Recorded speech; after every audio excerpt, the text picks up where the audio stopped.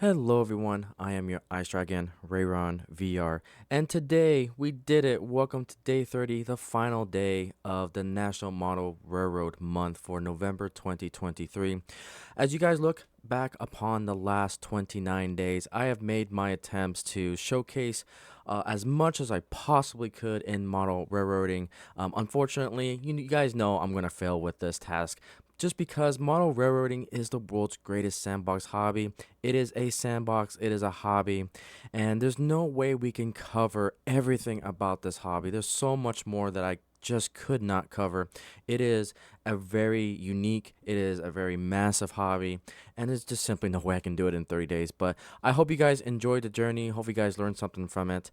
And today we're going to be talking about the state of model railroading. So I can make a whole video essay about this topic, but I just there's a lot that we can talk when it comes to the state of the hobby. I've seen some other video essays out there that have explained that, oh, the hobby is dying, it's on the incline, it probably won't survive. And my counter argument to that is, yeah, while true, the old ways of doing the hobby are kind of fading away. I think there's new and rising ways to keep this hobby alive. This hobby is just like anything else when it comes to the human nature, that if we enjoy doing something so much, if it gives us the escapism, we're going to find ways to adapt, improvise, and overcome the obstacles when it comes to this hobby. And that's the great thing about it is that, yeah, when it comes to a public setting, um, model railroading may be changing, but when it comes to the individual layout, it's growing much more than we can ever imagine. It still amazes me that, yes, there could be some layouts that are falling under some public layouts that are, closing down because maybe the owner has passed away or they're moving and things like that. But at the end of the day, this hobby changes for the best. So with that, we're going to kind of talk about some of the gauges that I do when it comes to the state of model railroading. So the first thing that I'm going to talk about is Model Railroader. So this magazine lists a whole bunch of kind of featured and classified hobby stores in their magazine. I remember when I was young, there used to be pages of hobby stores that you can go to, and it was listed alphabetically by the state that they were in. And seeing what these particular classified section has done for me is that, oh, the hobby is growing because we got so many hobby stores to choose from. But over the years, we start to see these classifieds get smaller and smaller and smaller. And just the other day, I bought the October edition of Model Railroader, and it was literally a page and a half, and that's it.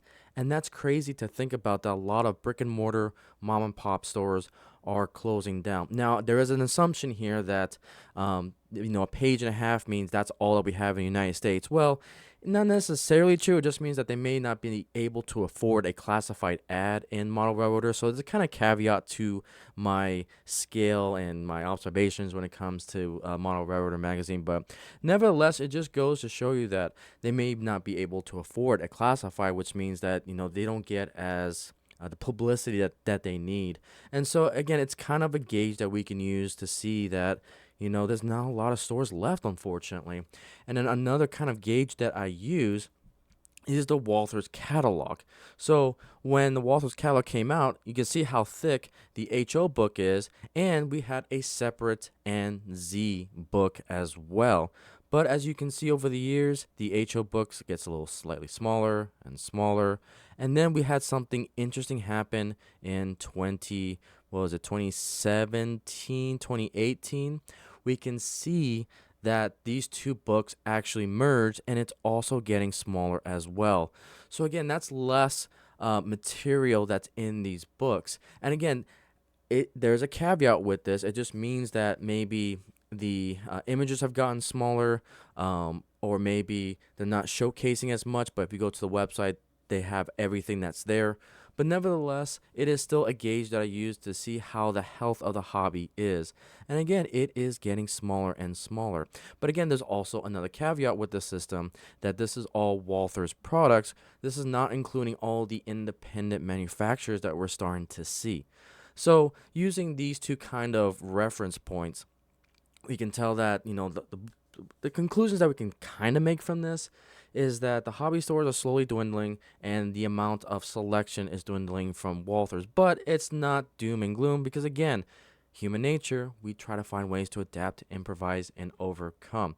And so, some other things I wanted to highlight too is that, we did have some pretty well known manufacturers close down. We had Campbell, they closed down this year. We had Train Life closing down, and then we had DigiKeys that filed for bankruptcy, and then we had just a ton of mergers, particularly when it came to Scale Train. Scale Train's bought pretty much everything this year. They were part owners of Virtual Railfans. They bought MTH Tooling. They bought Fox Valley, and now they bought ExactRail. So we're starting to see, the marketplace kind of start to unfold when it comes to model railroading, especially this year. We had a lot of news this year about manufacturers, and it was quite interesting to see. Now, is this a bad thing? Is this a sign that the hobby is in a downward trend? I definitely will disagree. So let's take a look at a few things. We talked about manufacturers, we saw some closing, but the big thing to really recognize is that we started to have the rise of independent manufacturers.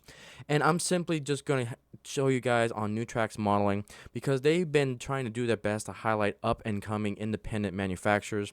So they have a plethora of videos. They have over 1,000 videos that highlight scratch builders, that highlights the new and up and coming manufacturers, brand new kits that are coming online.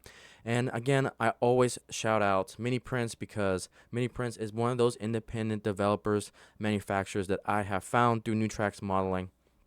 And it's just a prime example that if there is a need in the marketplace, manufacturers, independent developers, especially with the rise of 3D printing and laser sketching, will definitely find a way to fill that gap if there is a demand out there. So again, I think the hobby is actually in a good place, but it's not the typical way that we used to see it anymore. It's not going to be on the brick and mortar stores. You're going to have to go out and find these independent manufacturers to get what you need out of the hobby. But again, it's a great thing because model railroading is evolving, it's changing, and I think it's for the good.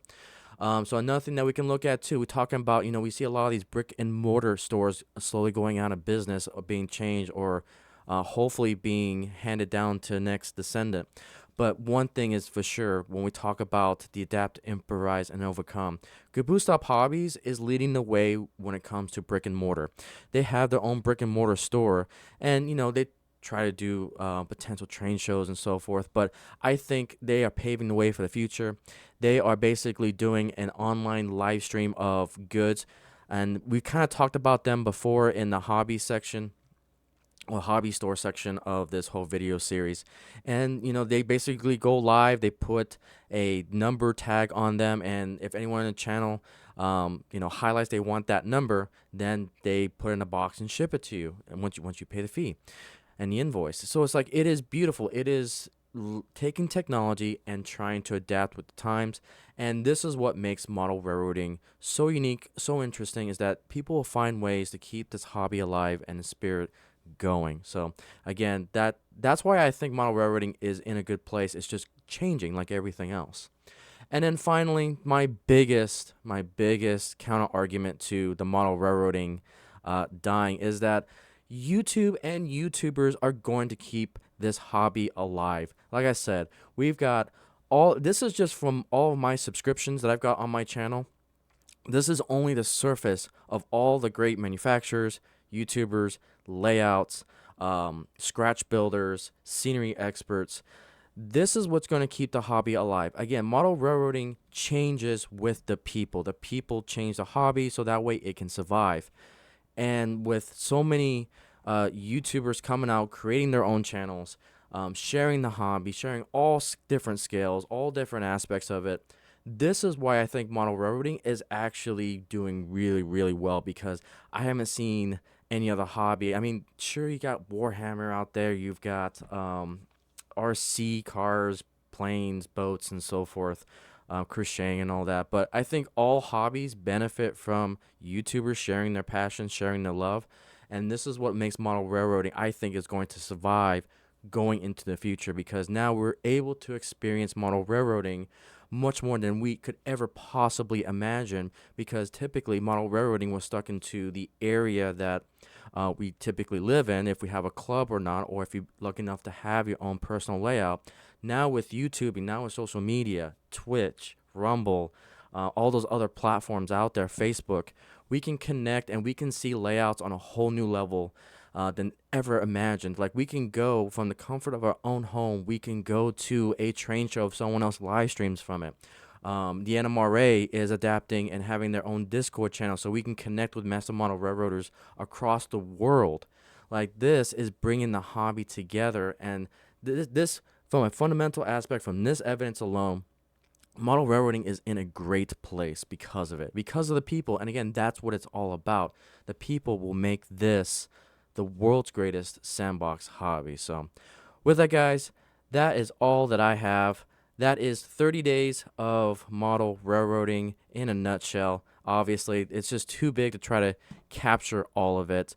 But again, thank you guys so much for taking this journey with me. I had so much fun recording, researching, finding all this information, and I cannot wait for next year to do this all over again with a different set of videos for the 30 days. So, but with that, guys, subscribe if you like the channel, what I'm doing here. Like that bell icon so that way you can get notified of all of my releases.